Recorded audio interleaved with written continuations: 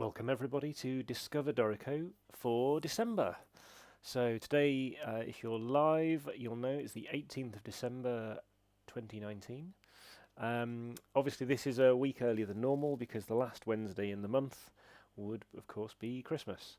Um, Let me know of course on the feed as usual if there's any problems audio or anything else wise. Don't forget, if you're watching this one and on YouTube, of course, then make sure the settings cog at the bottom, you should be able to change the quality up as far as 1080p 60, which is 60 frames. So you should be able to get a very good, hopefully, view of my screen at that point. Yes, I am really here. You don't really need to see me, but I'm here. Hello. Welcome. I forgot my reindeer antlers. Shucks. Never mind. So today what we're going to do is I'm going to look at a Christmas carol. After the last session we did, lots of people gave us lots of good comments about note input type things, and had useful options that they'd looked at or maybe overlooked before, and we thought maybe it was a good option to do. So I thought for some of these sessions, let's do some real world examples of this is how I might approach some of these options and some of the things I might do. So today, actually I thought since it's Christmas, of course, we can do a Christmas carol. So here, we're going to do this one. And with some of the graphics around the outside. This is an original, it's just an image, this one, it's a JPEG at the moment, but we're going to basically recreate this one, I think, today. So you can follow along, of course, if you want to. So from your Steinberg hub, if you want to follow along at any point, you can pause the video and carry on at any points if you want to. You should be able to see my key presses on the screen. So for example, when I start a new project like this, I'm using a Mac, of course. Most of, well, at least the beginning part of this session, you'll be able to do in Dorico Elements or Pro. But by the end, you will be needing Dorico Pro for some of the things, because I will be using Engrave mode to do some of the graphical things around the outside. But you'll be able to do a lot of the note input things and do a lot of this piece if you want to in Dorico Elements as well. Just for housekeeping purposes, I'm currently using Dorico 3010. In fact, let me just check. I've not used anything different at this point. Yes, there we go, 3010. So you'll be able to follow along should you want to and do all of these options. So here we go. So what we're going to do here is, like I said, we're going to do this Christmas carol. So I'll leave that bit just off the screen because I need to just copy that one, and then you can see everything I'm doing on my screen here. So I'll make the screen full screen. I'm going to use a new solo player. And what I'm going to do here is, now I often actually use a piano at this point. Depends kind of what you want to hear, but also there's a couple of notation differences. Ideally, probably what you'd use is the choir reduction. So if you just start typing choir and press enter, then you'll get a choir reduction, so a grand staff with choir. And the useful thing here actually versus the piano is that you don't get bar lines between, which will block out where we want to put the lyrics. Now actually, as long as I have time at the end, I'll show you how you can do that on a piano as well, because I know some people prefer to hear a piano when they're doing things. But of course, even if you've chosen this choir instrument, if you want to in play mode, you can go click on this little E here, and you could change this sound, the sustain R that we're using, which is using the Olympus choir. You could change that if you wanted to use a piano sound instead. So the choice is yours there. So I've got my choir instrument, great. Some other things that I might often do, I'm going to actually work in the part at this point. So I'm going to switch to the part layout. Doesn't really matter at this point, but that's just the option I'm going to use. I don't need my flow header here, the flow title, so I'm going to go to layout options, which I'm using the shortcut for, which is Command-Shift-L or Control-Shift-L on PC. And I'm going to go to flows, and I'm going to just go show flow headings never and turn that off. Now, interestingly, that of course that only applies to the layout I've selected. So if you want this to apply to both the full score and the choir, then you will need to select both. I'm going to apply changes. So you can do this for each for each layout if you want to, your choice. So I've turned that one off, and now let's go for some note input. So I'm going to double click here, which is just my preferred method. You can also select something and press enter. You can press Shift N to start the caret. I tend to just double click there. Now, if while I'm doing this, there are things that you go, oh, but I would do it this way, let me know, because there may be things that actually maybe I'm not really doing it the quickest way. It's just the way I do things. But let me know if there's things that you think, hey, but wouldn't it be easier if? And let's share some of those ideas as well. And also, this video and this session hopefully is on a relatively low latency, so hoping we don't get any problems on that point. But what it simply means is that if you write comments, like all the people I can see who are writing hello from various places across the world, Croatia, North Carolina, Holland, Sweden, I should be slightly more up to speed on the chat, so it should only be a few seconds behind me, so that's useful. Time and key signature first, if you insist. So I'm going to use Shift M, this one is in 4/4, and I'm going to just do Shift K, I'm going to type G, uppercase G, because it's going to be in G major. So, as you know from the graphic, I'm doing Hark the Herald. I have a MIDI keyboard in front of me, which I'm going to use for note input for this one.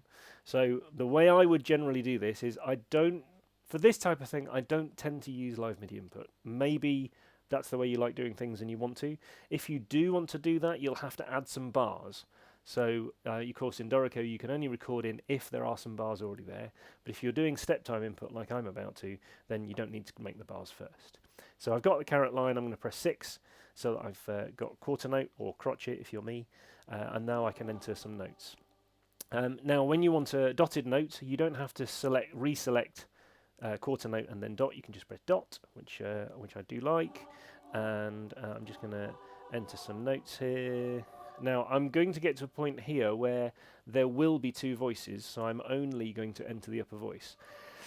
I suppose, I'd not thought about this, I suppose you could enter all of the notes you need and then switch some of the notes later into the lower voice. Maybe that would be an interesting way of doing it, but I hadn't thought of that, so I'm going to carry on for now, and I'm going to just enter one voice and I'm going to come back and do the other voice. And I'm not sure how well I can do this and talk and type at the same time, but let's see. You'll also notice, although later I will have some slurs that I need to add, I'm also one of those people who tends to add those later. Is that a good idea or a bad idea? I don't know, but that's the way I tend to work. So I'm gonna carry on. I won't attempt to sing along with it. And I'm doing that, and then I want that, and then I want that bit, and then this bit will have two voices in the end, so we'll just enter the top voice. And I've gone wrong already. What have I done wrong? Oh yes, oh interesting. Oh yes, I've entered all the wrong rhythms. Now, if I was clever, I'd sit and think about this and think that actually what I should do is use insert mode. But for speed, and because I've not done much so far, I'm just going to start again on that and delete that bit. Oh, I see what I did. Yes, yeah, okay, I probably could have fixed it, but never mind. In this particular case, I'm just going to... which line am I on? Yes, I'm just going to re-enter it, because it will be... save my brain working out what it was I did wrong there. No, where am I? This is the problem when you talk and type at the same time. You can hear my brain working now. Oh yes, right. Yes, yeah. I can see where I am. Yes, don't think about one thing and type while you're doing it. All bad things will happen.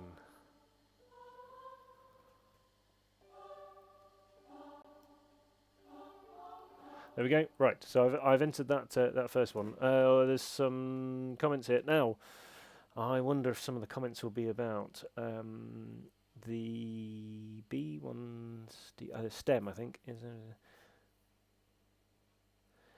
stem directions. There is a preference for stem directions, and in this particular case, I'm copying an example.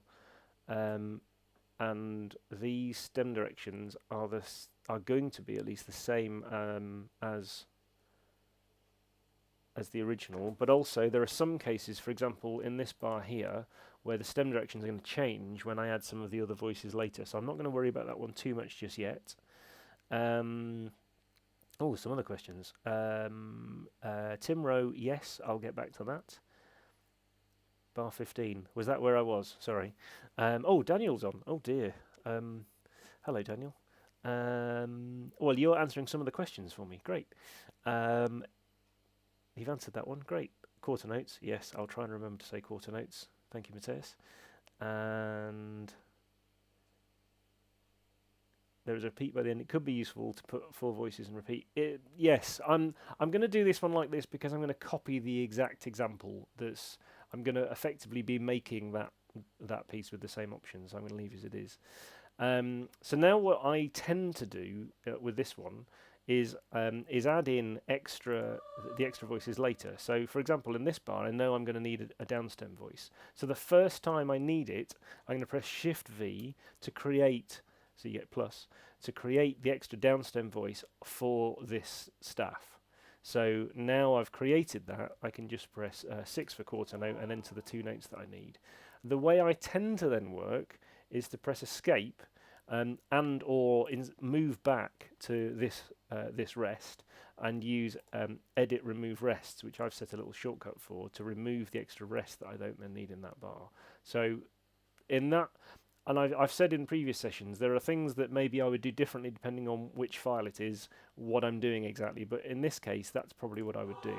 These notes here want to slur, and actually so do these ones here. And what you'll find is Dorico tends to do this. But you can then use F to flip one, so you've got it round the right way so that you can have the slurs for both voices. And that's because this actually is just one voice, but I want to show 2 slurs. And as long as I have time, I'll bring some of these slurs in a slightly more automated way as well in a bit. So I'm just going to add in some of the other notes for the lower voice. So now that I have a lower voice, for example, if I click on this note, press Enter for the caret, I can just press V to get to the lower voice, and then I can press 7 and on the keyboard, or otherwise I can type G. And of course, if I turn the caret line off, I can now just press left to get to this rest, and then I can delete it because I don't need that extra rest either. But I do need a slur just there, so I'm going to use a mouse for that one. I'm going to just move on for a second to see that note there actually also has a stem in both directions, so it's effectively a second voice. So you also I want to remove those 2.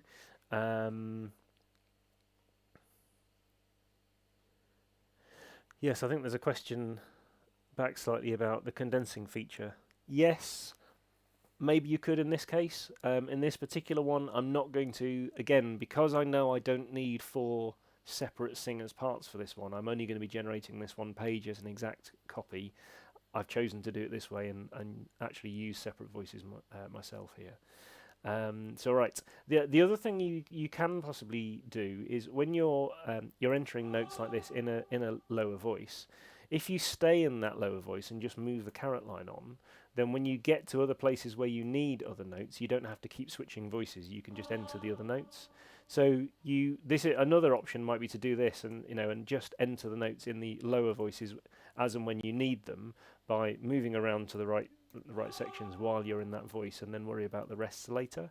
So this is another option should it be useful. So for example, here I need an F, and that's okay. And then here I'm going to need to put in. Oh yes, this one.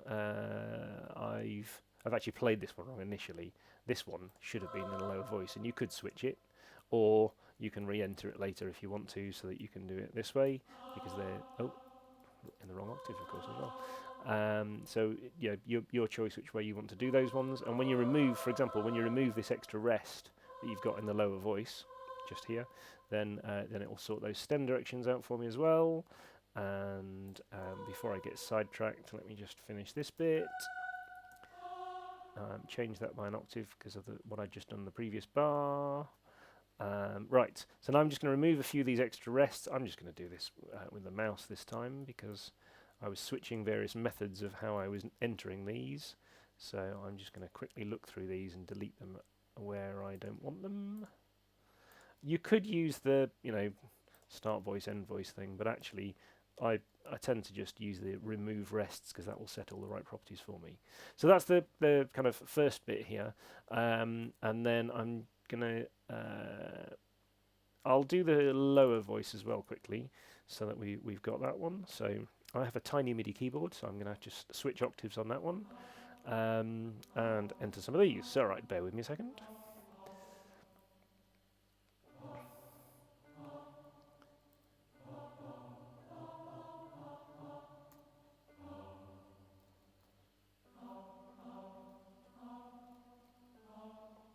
Who's thinking, I could do this quicker? Try doing it live. It's interesting when you have people watching you. Well, I presume there's people watching.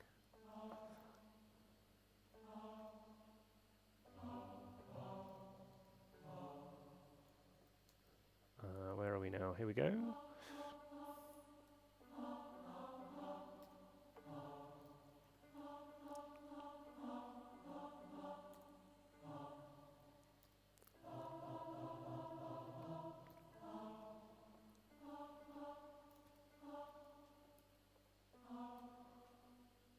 And if you're thinking, oh yes, would I do this in a quicker way? Let me know.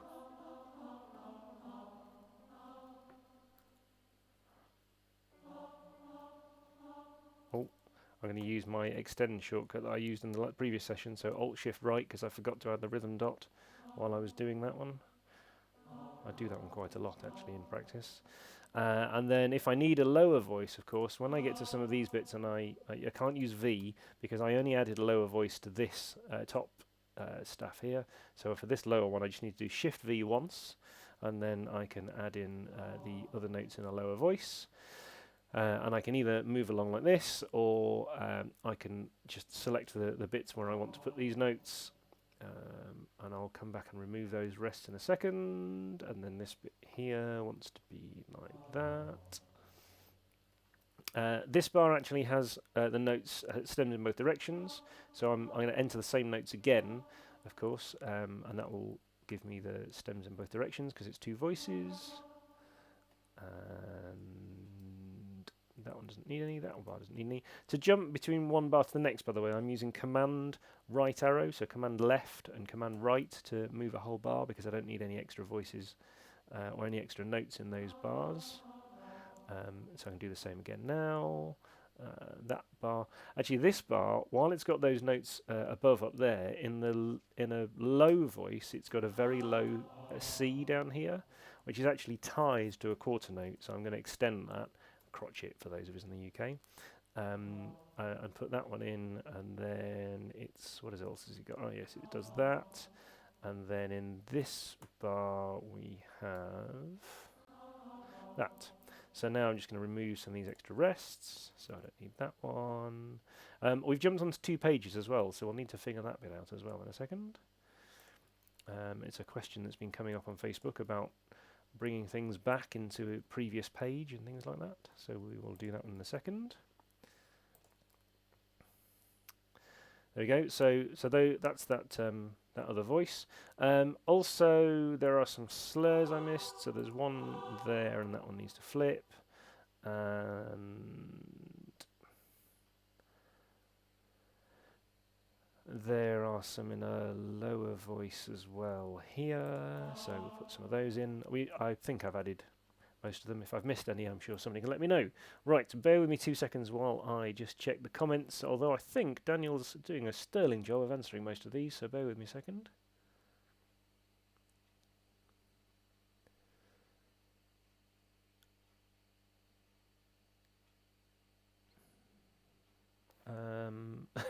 Roger, yes, no pressure, thanks.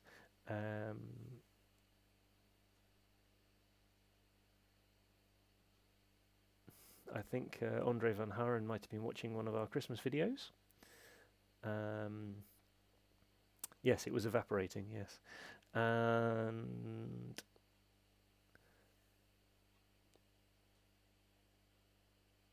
Oh, okay. Yeah, I think most of those. I think Daniel is. Thank you, doing a good job of answering those. So, let's move on.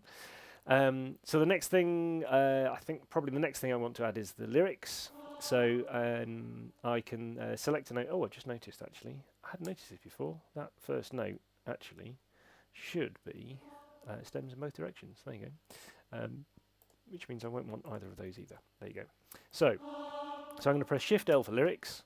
You get the popover. You can type them in. I think one of Anthony's recent Tips Tuesdays was about lyrics. So I can enter the first one when I press the space bar, moves on to the next note. That's all good. I can press hyphen to move on to the next note as well. So it will then, as I type this one, carry on, it will add the hyphen for me. So I can do this and this, and then for a continuation line, a melisma here, then I can keep typing. Oh, I don't need that rest. However, it's going to be a bit slow if I do the whole thing like that. So here are some lyrics that are I've already typed out, and I've put the hyphens in already, so that these already have the splits for where they're going to be on multiple notes. So I'm going to select all of these, which is the next section of lyrics I need, and copy them. Select this one and press Shift L for lyrics, and in verse 1 I can just press paste. So now I just press paste where I want each syllable. Now here, I need to just press the space bar to move on, and then I can keep pressing paste again.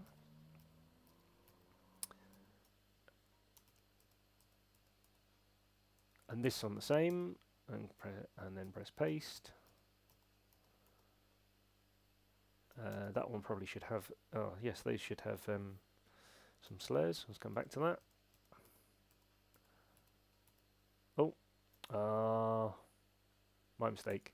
So look, I've typed one wrong here, and I should have carried on. So the problem I'll have there, of course, is that now I'm missing one of the lyrics from here. And I could have carried on, but also if you need to, you can always do this. So I could have typed board and then carried on with the rest, but I'm going to copy from there so that you can see what I'm doing. It's slightly less confusing. Bethlehem, and then Hark the Herald, and then that one needs to be a space. There we go. So now when you get to verse 2, again, actually, with this one, let's copy and paste them. So now, actually, here's an odd thing. The particular piece I'm copying has labelled this as verse 2, even though I think actually it's normally the verse 3 lyrics. But I don't know why, but this particular example was like that. So I'm going to copy these lyrics. I'm going to put them in as verse 2. So I'm going to Shift L. I'm going to press the down arrow, and then we can do the same. So this won't take a second.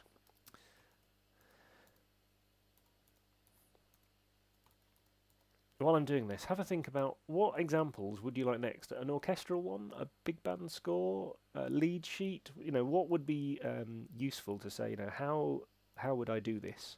And we can look at it in a future Discover session. Spacebar.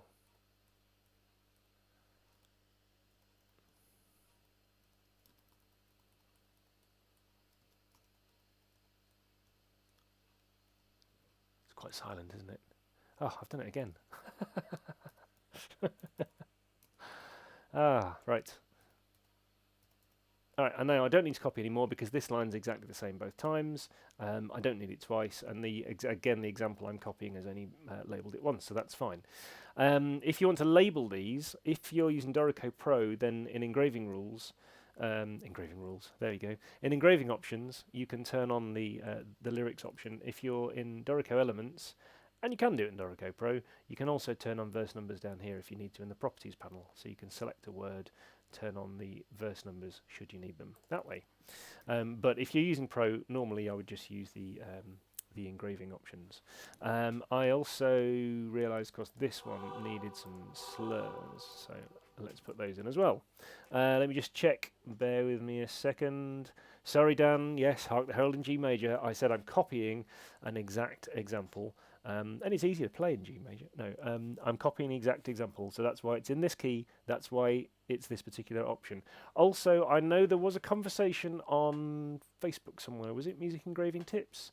About whether the stems are always shown as voice up and voice down for soprano and alto, for example, or not. And I think there are differences between how the UK sometimes publishes things and how the US publishes things, and maybe some other countries. In this particular example, as I said, I'm copying a particular published example a long time ago. So I'm going to do them as that as per that one. Maybe actually you want to do your stems in different directions, but we've used a bit of the voice 1, voice 2 option, so hopefully you would see how to do that. Daniel, yes, I agree. It's always in G in my experience in most UK hymnals. Transpose it later if you like, Dan. So let me just see. Yes, Tim Rowe, Control Z only deletes the word just posted, doesn't push it back on the page queue. Yes, you need to kind of possibly write in one of the words or one of the syllables and then press paste for the next one. I don't think there's any way we can add one of the lyrics again to the clipboard effectively. So sorry about that. And it's F in the States. You'd have this in F. Well, I guess you don't have to hit Ds, but normally I'd say the Ds should be doable, even for a congregation. But anyway.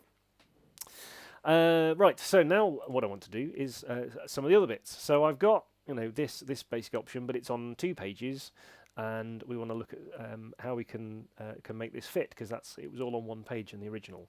So what I'm going to do is, at this point, I guess I'm going to be kind of deviating into, you're definitely going to need Pro. You're going to not be able to do some of this in Elements. But in setup mode, what I'm going to do is make a new layout. So I'm going to leave this layout as it is. I'm going to make a new layout. I'm going to, with this selected over here on the right-hand side, the empty part, I'm going to select choir so that I have 2 choirs. And for my own sanity, I'm going to call this one with border. Because this is the one I'm going to add the border to so that I can tell. Now when I switch to this one, of course, because this is a new layout, then you've got your flow headers. So let's turn those off, because I didn't do that earlier because it didn't exist.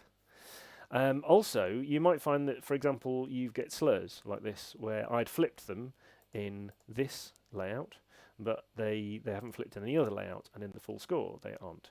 So what I suggest you would do at that point is, if you select everything, so select all, and use propagate properties, then it will propagate the properties of those slurs so that now the score has them the right way around. Now if you propagate properties from the score, it will propagate to all of the other parts. So now my new part, choir with border, now also has the slurs the correct way around that I want them.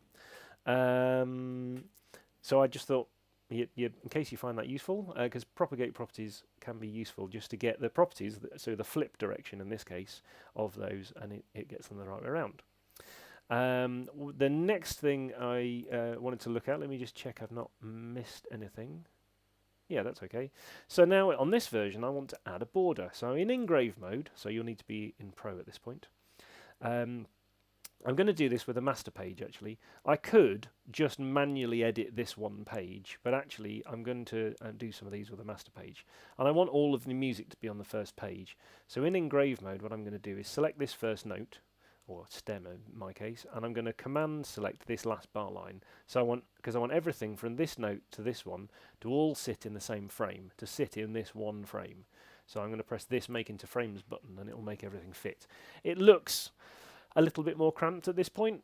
We'll worry about that later. We've got some collisions down here because we're forcing things to fit where they don't normally want to, but I will resolve the rest of that in a second.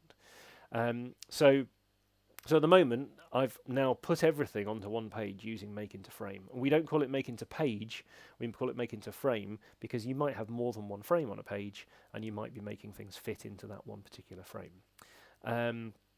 So that's that first bit, just to make everything fit. Also, I don't need the bar numbers on this one either, so I'm going to turn those off. So in my layout options, bar numbers, I'm going to say I don't need bar numbers, so the frequency will be none just on this layout.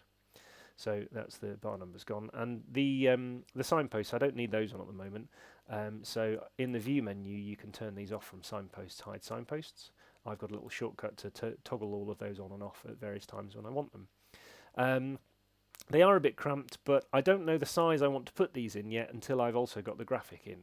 So I'm going to do the next option. However, you can't make a graphic or anything fit all the way up to the edges of the page unless you go to layout options and page setup and you remove the page margins. These grey lines that you get around the edges of the page is the page margin. And in this one particular case, because I'm going to copy this exact example, I'm going to remove all of these page margins, put them all to 0. I'm tabbing between these fields, by the way, and I've set them to 0. I also want to get relatively close to the music frame margins. So this is the blue music frame, and I want to get close to these edges, both at the top and at the bottom. So I'm just going to set these to, let's say, 5 and 0. Let's be daring. 5 millimeters at the top and 0 at the bottom. So I'll press apply. So now what you can see happens is that the music frame fits the entire page, and the music fits, but it's also very close to the edges of this. And I'm now going to kind of constrain some of these and bring them in a bit. But I've got the whole page now all the way up to the edges. So presuming you have a printer that's capable of printing all the way up to the edges, the music would print right up to the edges. Now what I'm going to do is make a master page down here. So in this bottom right hand section, I'm going to make a new master page, and I'm going to call it border. I'm not going to base it on an existing layout. I'm going to leave it as a custom option, which will give me down here a new border master page. I'm going to double click on that, which gives me this completely blank couple of pages. Now normally Dorico is going to use the one on the right first, but often people start creating the one on the left. I suppose because we always read left to right, you start with the one on the left. So let's do that and say, right, I'm going to make, from my frames over here on the left, I'm going to insert a graphics frame, and that's going to be all the way to the edges of the page. So here we have a big graphics frame. I'm going to double click in there, and I'm going to attempt to find the graphic I want to use, which will be in the... Now what I've done is, this is the original image. I then cut the center out of it, and I made it a PNG, and I explain why in a second. And then I kind of cleaned it up to make it black and white, so I ended up with this. So this is a transparent PNG, so you can see items here, but you can also see through the image. It's see-through, and the reason is that if you put a big graphic over the whole page like this, it would obscure all of the music. The music would normally sit behind the graphic. But I want them to see the music in the middle, but I only want to use one big graphic. I suppose what you could do is make multiple graphics. You could make a graphic of, an edge and the top edge and line them up again and that kind of thing. But for speed today, I'm just doing one big graphic. So I'm going to open that. So I've got one big graphic, and I'm going to copy the layout from left to right, because actually I'm going to be using this right-hand page because I'm only using one page. So I'll apply that and press close. I just realised I haven't read the comments for a second, so bear with me.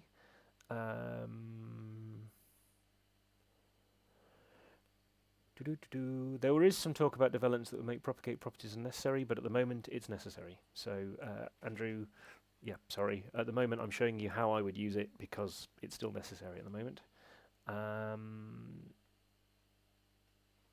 And Daniel's answered that one as well, sorry. I should read Daniel's answers first.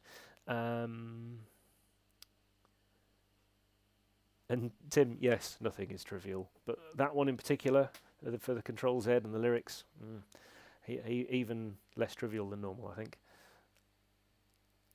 Right, so now we have, where are we? Yes, so now I've got a master page and I want to use it instead of what I've got here. So when I click over here on the right hand side, I click on this page. It's got a blue box around it to say it's selected. It's now showing me down here with this highlight that this is the master page it's currently using, and that's not the one I want to use. So over here I'm going to now right click on this, and I'm going to insert a master page change. Basically change the master page that's being used, and I'm going to use the border page that I've made. And this kind of doesn't matter. I'm going to say current page only, but it is only one page, so it doesn't matter. I'm going to press OK. So now what I've got here is this large border page here, but the music's over here now. And the reason the music is over there is that this page doesn't have a music frame, and we need one. So let's go back to our master page. And here we have the big graphic, but there's no music frame. So what we do is we select this here, and we draw where we want the music frame to sit. So probably something like about there, maybe a little bit further over, maybe not, I don't know. Well, let's presume it's going to be about there, and I'm going to copy that. But I'm going to make sure that I'm using the MA, the first first letter of the alphabet. So it's a master frame A, because that's the only one I'm actually going to need to use. Copy that left to right, so I've got the same both sides. So that's the first music master frame that it's going to look for. So I can apply that and close it. So now all my music fits, look, on this page in the middle. However, it's a squished mess because it's too big. We've already constrained everything to fit as we use the button over here to fit and make into frame, but there's too much music. It's just too big. So now what I'm going to do is in layout options here, I'm going to go to these page setup options basically, but in the space size, it's a 7mm staff at the moment, and you can just reduce this and press apply until the music fits. So let me just move this out of the way for a second onto a second monitor. Actually, 6 isn't bad by the looks of it, but if you wanted it a little bit smaller, I'm going to drop that to 5.5. So you can decide what size you want this, and in these layout options, you can set specific space size if you want somewhere between those two rastral sizes. But the useful thing is that this dialog can stay open. You can tweak these, press apply, and see the music on the page as it's going to fit, which is very nice, very useful. So now here we have the music fitting. So if I just go to write mode here, now you can see the music fits on the page. There's one little thing I forgot, which is that these notes here, actually in the original, have been done as a Q size, basically. They're smaller notes. So I'm just going to use the scale property down here and set that to Q. And there you go. So now I've got the graphic in there, and I've got all of the music in here. Maybe you don't want this gap at the beginning, so you can take that away if you don't want it. You can, I quite like it in this one, but if you don't want it, then there's an option to remove that as well. And you also, of course, have the original choir layout that I had here. So I didn't add project titles. I probably should have done. So in our project info, Hark the Herald, I thought the angel of the Lord was called Lo. Lo, the angel of the Lord appears, but this one's called Hark. I know it should be a longer title. You can find the project info in File Project Info, or there's a shortcut Command I or Control I. So your full score and your choir will have your default Dorico layouts, because they are both following the first master page, and then of course for this one the default master page. But the new one that I've made here, choir with border, is following my master page that I've set here, slightly different size for the music, and we've constrained it to fit all on one page with the size we wanted and everything else. So that's now ready to go. So in print mode here, you've got your full score layout, you've got your choir layout, and you've got your choir with border layout, which is the one that I've just made. Only because I tend to fall into this sometimes, I wanted to show you one other thing quickly on this, which is that often I haven't started with a choir, I've started with a piano.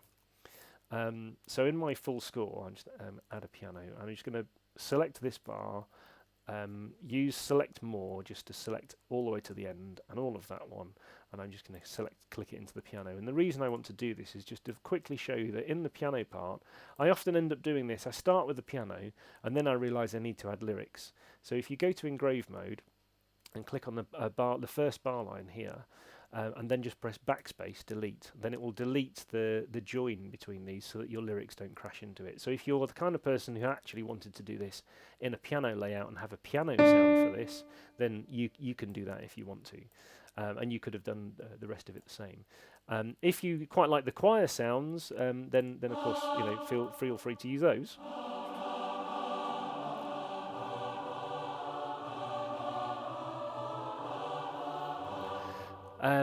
You can also, of course, change some of these. So this one's using the Dorico 3 choir sounds, the default ones. So this one in here, you can see is using the Olympus choir. And you do have some other options. That's the R sustain, but there's also ooze and staccato and marcato options. So you could say, actually, let's use oo marcato. And there is layer 1 and layer 2, so there's an upper and a lower layer shown here in pink and blue. So you can choose which ones you're using. You can have R at the top and U at the bottom and that kind of thing, for example. And then if I just play this back for a second, now we've got ooze. If you're then thinking that room sounds very big that they're in, you can also do things like change the room size, and you can change the reverb width, and you can change the reverb mix, so you can effectively make them sing in your lounge if you want to, if your room's not quite so big. Or maybe it's because you then want to add maybe you want to add some reverb separately and you don't want the initial reverb from those samples. You can tweak those kind of things in play mode as well. Let me just check in the comments again, bear with me a second.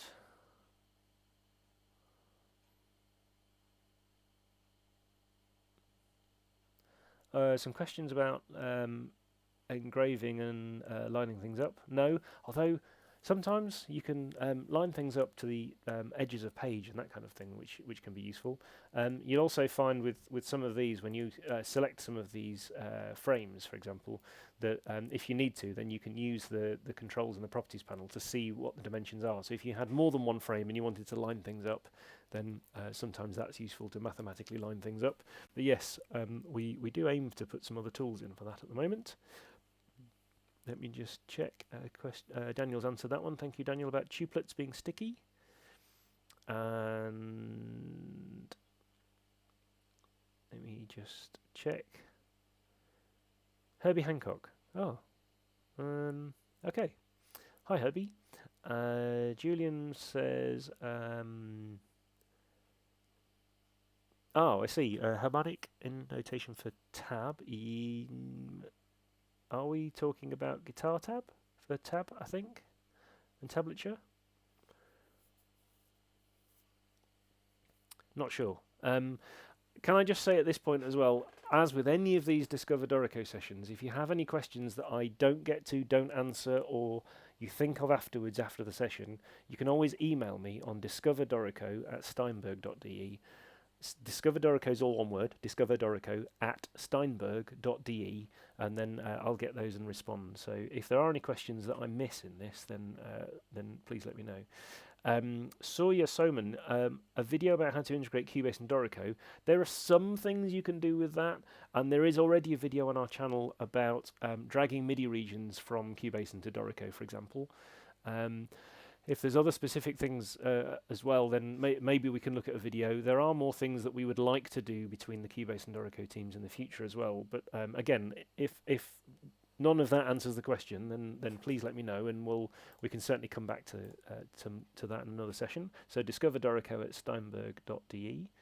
Let me just check. Oh, sorry, the comments jumped. Bear with me a second. I've got a wrong note. Where's the wrong note? Bar 7 soprano. I haven't got time to fix these kind of things. Oh, you mean this one?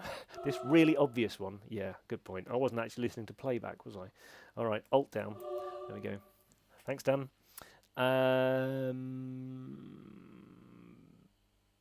Bar 7 soprano, bar 7 soprano. Yeah, okay, I've got it. I've got it. Thanks.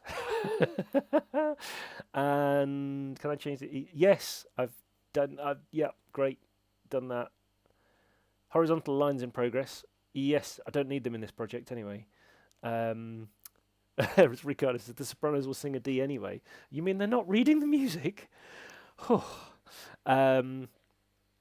Right. So there was a couple of other things, of course.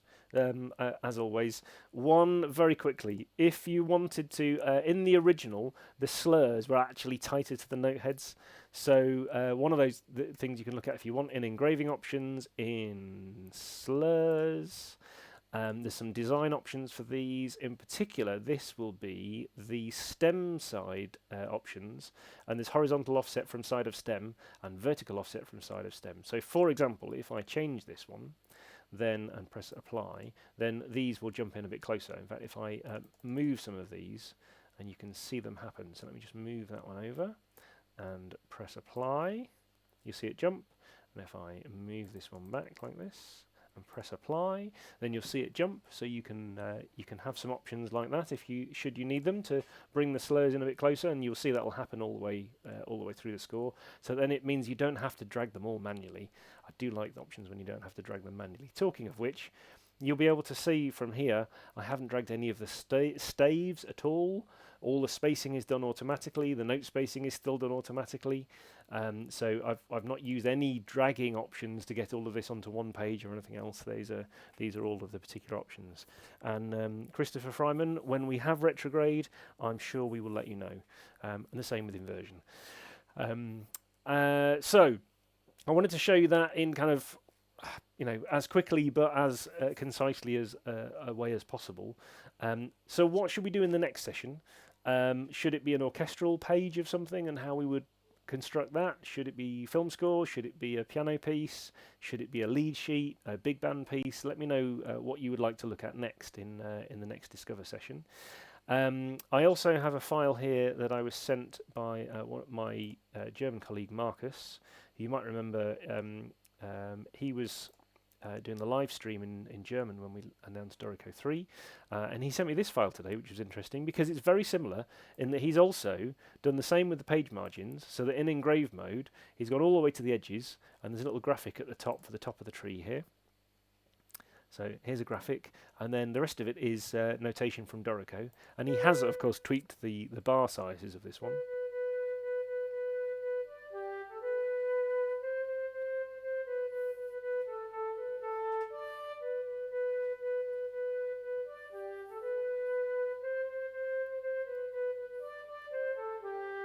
So similar idea from the engraving, of course. Although in this one, you can see there are red markers for some of these things, and the distances and things have been dragged to make a familiar shape to us all at this time of year, or to a lot of us anyway. Right. So the next session is likely to be just after NAMM. If you are so inclined, come and visit me. I will be at NAMM, so January 16th to the 19th. And I will be, of course, in the Marriott. We'll be in the Elite Ballroom. I think it's Elite Ballroom 2. So come and find me in the Elite Ballroom. Steinberg, of course, is always with Yamaha over there. So come and find us in the Marriott at NAMM, and I will personally be there. Daniel won't be. He will be in Salzburg in Austria for the first Music Engraving in the 21st Century Conference. So if you are heading in that direction, then roughly the same dates, January 17th to the 19th. Then you can go to that one. The next Discover Dorico online session is planned for Wednesday the 29th of January 2020 at the usual time. Email me if you have any ideas for that session, of course, on discoverdorico@steinberg.de. Also, to check out what's going on at the moment, if you go up here to open the hub, then in the news, you can find the Dorico development update for December 2019, and there's also the Dorico Spirit of Christmas video. So you can click on Watch now and watch that video on YouTube, and if you click on this one and the Read More option, it will load the blog entry here for the development update and Daniel's update for some of the things that might be coming up. Of course, not everything. And Anthony's video is also at the bottom here. So the Dorico Spirit of Christmas, what Dorico 3 could have been. I haven't yet installed the Hughes sample library, so unfortunately you've had to listen to me for this whole session. Apologies for that. But maybe I'll get that installed at some point. So I'm just going to check the comments and see, is there anything else that we've missed on here? Bear with me a second.